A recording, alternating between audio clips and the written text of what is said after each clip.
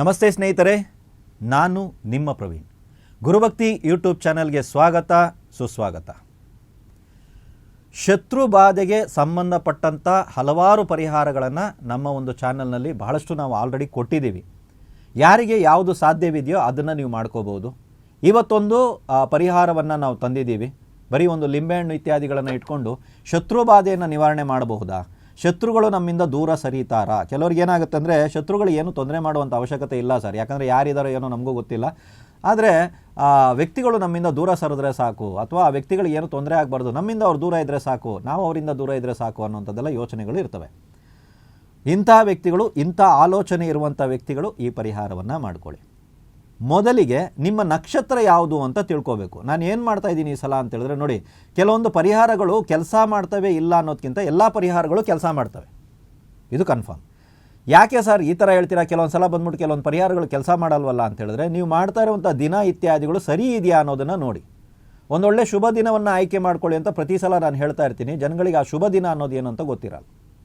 ಇವತ್ತಿನ ಈ ಪರಿಹಾರಕ್ಕೆ ನಿಮ್ಮ ನಕ್ಷತ್ರ ಯಾವುದಿದೆಯೋ ಅಲ್ಲಿಂದ 10ನೇ ನಕ್ಷತ್ರ ಯಾವುದಿದೆ ಅನ್ನೋದನ್ನು ನೋಡ್ಕೊಳ್ಳಿ. ಆ ನಕ್ಷತ್ರವನ್ನು ನೀವುಗಳು ಆಯ್ಕೆ ಮಾಡ್ಕೊಳ್ಳಿ. ಇವಾಗ ಅಶ್ವಿನಿ ನಕ್ಷತ್ರ ನಿಮ್ಮದಿದೆ ಅಂದರೆ ಮಖಾ ನಕ್ಷತ್ರ 10ನೇ ನಕ್ಷತ್ರ. ಮಖಾ ನಕ್ಷತ್ರ ಬಂದ ದಿನ ಈ ಪರಿಹಾರ ಮಾಡಬೇಕು. ಯಾರು? ಅಶ್ವಿನಿ ನಕ್ಷತ್ರದವರು. ಅದೇ ರೀತಿ ಭರಣಿ ನಕ್ಷತ್ರ ಇದೆ ಅಂತ ಹೇಳಿದ್ರೆ 10ನೇ ನಕ್ಷತ್ರ ಪುಬ್ಬಾ ನಕ್ಷತ್ರ. ಸೊ ಪುಬ್ಬಾ ನಕ್ಷತ್ರ ಬಂದಂಥ ದಿನದಲ್ಲಿ ಭರಣಿ ನಕ್ಷತ್ರದವರು ಪರಿಹಾರ ಮಾಡಬೇಕು. ಈ ಥರ ಈ ಪರಿಹಾರಕ್ಕೆ ನೀವು 10ನೇ ದಿನವನ್ನು ಆಯ್ಕೆ ಮಾಡ್ಕೋಬೇಕು. ಅಂದರೆ 10ನೇ ನಕ್ಷತ್ರವನ್ನು ಆಯ್ಕೆ ಮಾಡ್ಕೊಳ್ಳಿ. ಸರ್, ನನ್ನ ಹತ್ರ ಜನ್ಮ ನಕ್ಷತ್ರ ಇಲ್ಲ, ನಾಮ ನಕ್ಷತ್ರ ಇದೆಯಾ ಅಂತ ನೋಡಿ. ಆ ನಕ್ಷತ್ರಕ್ಕೆ ಸಂಬಂಧಪಟ್ಟಂತೆ 10ನೇ ನಕ್ಷತ್ರ ಚೆನ್ನಾಗಿದೆ.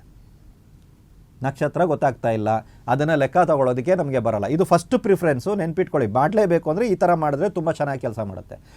ಗೊತ್ತಾಗ್ತಾ ಇಲ್ಲ ಸರ್, ನಾವು ನಾರ್ಮಲ್ ಆಗಿದ್ದೇವೆ ಅಂತ ವ್ಯಕ್ತಿಗಳು ನಮಗೆ ಎಲ್ಲ ಅರ್ಥ ಆಗಲ್ಲ ಸರ್ ಅಂದರೆ ಅಮಾವಾಸ್ಯೆ. ಗೊತ್ತಿಲ್ಲ ಅಂದರೆ ಮಾತ್ರ ಅಮಾವಾಸ್ಯೆ, ಗೊತ್ತಿದೆ ಅಂದರೆ ಅದೇ ಥರ ನೀವು ಮಾಡ್ಕೊಳ್ಳಿ. ಏನು ಮಾಡಬೇಕಂದ್ರೆ, ಒಂದು ಲಿಂಬೆಹಣ್ಣನ್ನ ತೊಗೊಳ್ಳಿ, ಚಿತ್ತಿಲ್ದಿರುವಂಥ ಶುಭ್ರವಾಗಿರುವಂಥ ಲಿಂಬೆಹಣ್ಣು. ಆ ಲಿಂಬೆಹಣ್ಣನ್ನ ತಗೊಂಡು ನಿಮ್ಮ ದೇವರ ಕೋಣೆಯಲ್ಲಿ ಒಂದು ದೀಪವನ್ನು ಹಚ್ಚಿ, ನೀವು ದೇವರ ಮುಂದೆ ನಿಂತ್ಕೊಳ್ಳಿ ಅಥವಾ ಕೂತ್ಕೊಳ್ಳಿ, ಒಂದು ದೀಪವನ್ನು ಹಚ್ಚಿ ಈ ಲಿಂಬೆಹಣ್ಣಿಗೆ ಅರ್ಶಿನ ಕುಂಕುಮ ಇತ್ಯಾದಿಗಳನ್ನು ಇಡಿ. ಎಲ್ಲಾದರೂ ಒಂದು ಕಡೆ ಒಂದು ಬೊಟ್ಟು ಇಟ್ಟರೂ ಪರವಾಗಿಲ್ಲ. ಚಂದನದಿಂದ ಇಟ್ಟರೆ ಬಹಳ ಒಳ್ಳೆಯದು.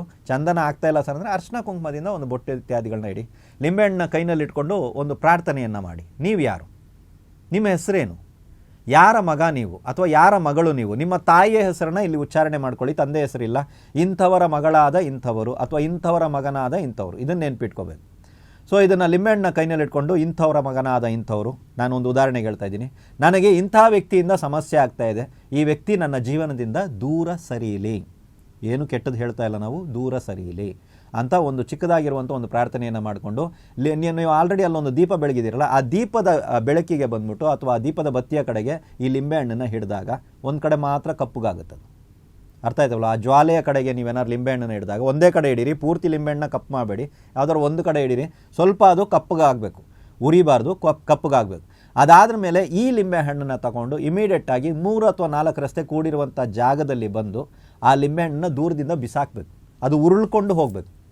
ಈ ರೀತಿ ನಾವು ಬಿಸಾಕ್ತೀವಲ್ಲ, ಉರುಳ್ಕೊಂಡು ಹೋಗುತ್ತೆ. ಅಂದರೆ ನನ್ನ ಶತ್ರುವು ನನ್ನಿಂದ ದೂರ ಸರಿತಾ ಇದ್ದಾನೆ ಅಂತ ಅರ್ಥ. ಗೊತ್ತಾಯ್ತಲ್ವಾ? ಸೊ ಅಲ್ಲಿ ನೀವು ಉರುಳು ಬಿಡೋದಕ್ಕಿಂತ ಮುಂಚೆ ಕೈನಲ್ಲಿ ಇಟ್ಕೊಂಡು ಇನ್ನೊಂದು ಸಲ ಒಂದು ಪ್ರಾರ್ಥನೆಯನ್ನು ಮಾಡಿ, ಇಂಥ ವ್ಯಕ್ತಿ ನನ್ನ ಜೀವನದಿಂದ ದೂರ ಸರಿಬೇಕು ಅಂತ ಒಂದು ಪ್ರಾರ್ಥನೆ ಮಾಡಿ ಈ ಲಿಂಬೆಹಣ್ಣನ್ನು ನೀವು ಬಿಸಾಕ್ಬೋದು, ಉರುಳಿಸ್ಬೋದು.